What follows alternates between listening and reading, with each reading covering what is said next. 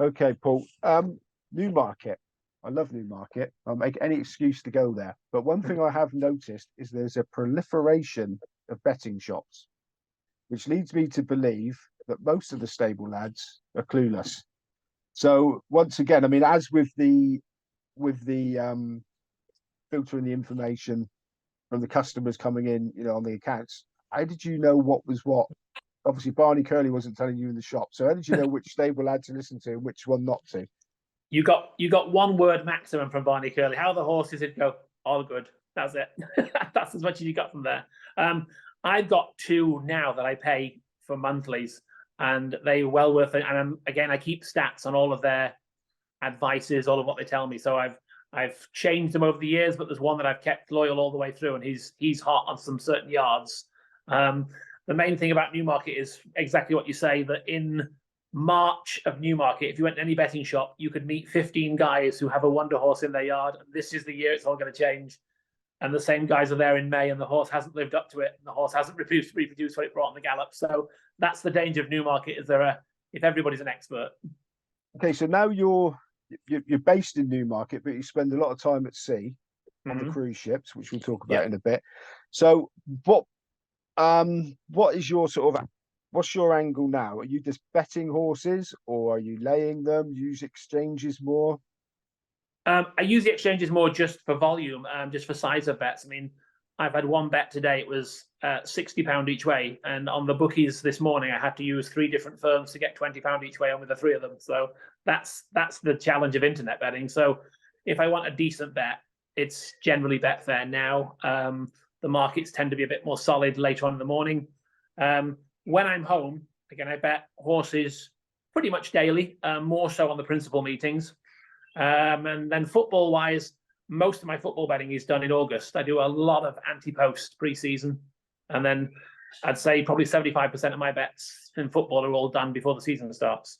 Okay, so you preempted me a bit there, because I was going to ask about your football later, but now you've mentioned it, we'll talk about that. So everybody says that the football, especially in the upper leagues, is tight. The betting's really tight on it. You've only got people like Tony Bloom that are chiseling it out to, tiny margins and betting on the Asian handicaps and that can make it pay. So you've obviously debunked that theory because you are successful with it. So what's your angle with the football? What are you looking for? And how would you decide on what anti-post bets to have?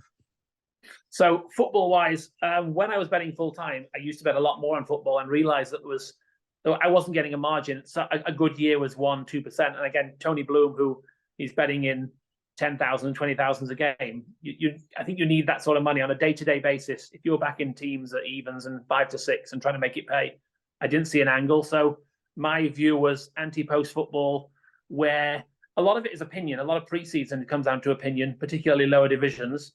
The best bet I had this year was Leighton Orient at 16-1 to win League Two on a weird concept I have, which is price profiling. Here's a weird fact for this season.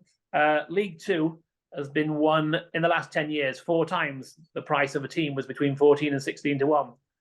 So Leighton Orient were the only team in that bracket. So I thought that's worth an angle where, if in effect a tipster's giving you a 40% hit rate, I'll take the one team that fits in that category this year. So Leighton Orient was the bet, and it was a sweet bet. I think the market was held up by Stockport County, who, because they had a big budget, a lot of bookies went very short Stockport. There's going to be people with howls of derision about that, but I've interviewed a Race Stats app work on a similar basis for horse racing, and they make it pay, regardless of what people say. They make it pay. So would there be any other sorts of information you take on board for the football apart from those sort of stats? I like a tournament up front. I've got Manchester City this year, finally, but I've had them for many other years for Champions League. I just think it has to come good eventually.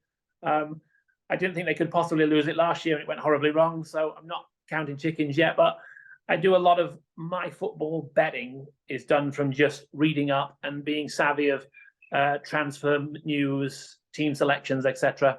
And once I've got my anti-post bets in August, I'll keep a managed account whereby I had a decent sized bet on Burnley, who I thought very early on in the Championship were quite easily going to be the best side in that division. I think they drew about 7 of the first 10 games, but football statistic-wise, they're their goals per game ratio was way under. They should have been winning games they were drawing. I thought they can take this division by storm. So I had a massive bet on them in November this year. You want to say what massive is? For me, 500. That's a fair bet. So do you find that bookmakers give you a lot more rope on the football? Can you still get on the fixed odds, or do you still have to, you still have to bet on the exchanges for these things? Football, a lot less fear, I think, with that. The horses, if you're taking 5-6 to 1 about a race on Redcar on Wednesday, straight away they're looking to cut. The price within 10 or 15 minutes will be 4 to 1, 7 to 2, and you can see it collapse across the line. Bookmakers follow each other, and it's all Betfair related. I think football, there's a famous Dickie Bird story where not a Dickie Bird, Alex Bird story, where he wanted to back Manchester United, and he was told, because it's Alex Bird, they're going to cut the price. And he said it hasn't won anything on the effing gallops. They're going to just take the price. So I think football, they will take a stand as long as it's not a lower division sort of Friday night away game. Then there might be something going skullduggery.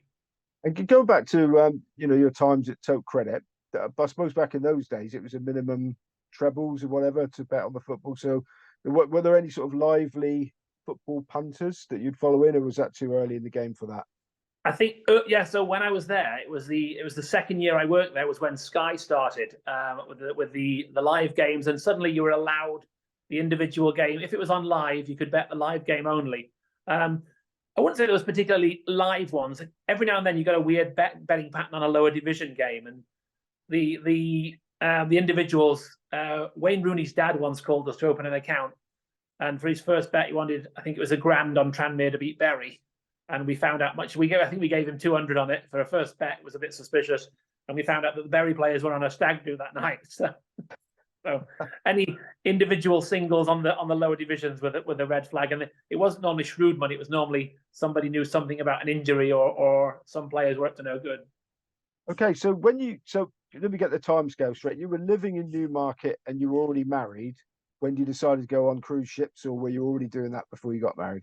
I did it in 2 phases. I left ships in 2004. So I was engaged in 2003, got married, and then left the ships, and that was the agreement that would be my job, which I thought had to be upfront about early. Okay, so why did you choose to do a job where you're at sea? I imagine it's not that easy to keep up with all the information. Probably it is now, but wouldn't have been back in those days. You're in Newmarket, you've got everything around you. Why would you want to go off to sea when you're winning money punting? They pay me really well, and it's tax free. Tax free, aye. Right, so that's one of the biggest appeals. So it wasn't a case of you weren't making enough money as a pro punter, or was it? To get a job? I've cleared the mortgage now, but going back to 2012, 13 was when I went back to ships. I was struggling to get on the money that I wanted to get on to earn the living I'd become accustomed to. The bets were being cut. The prices weren't available to me. So at that time, it was affecting the money I'd made over a couple of years had been really consistent. It was becoming less consistent. It was becoming more difficult to earn that kind of income just due to restrictions.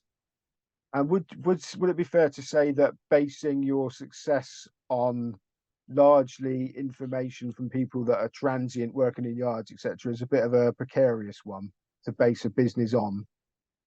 Yeah, I mean, it's a bit. I think anything to do with betting is a precarious background, unless I think the best advice I'd give to anybody is every bet has to be logged and written down, and there's no fun bets, and there's no little bit of investment here, a little bit of a bet because the football's on TV tonight. Everything becomes almost clinical into why you had that bet, and every pound is accounted for. Okay, we've got to lighten the load a bit. Just talk a bit about your work on the cruise ship. So they got betting shops on them. So they do now.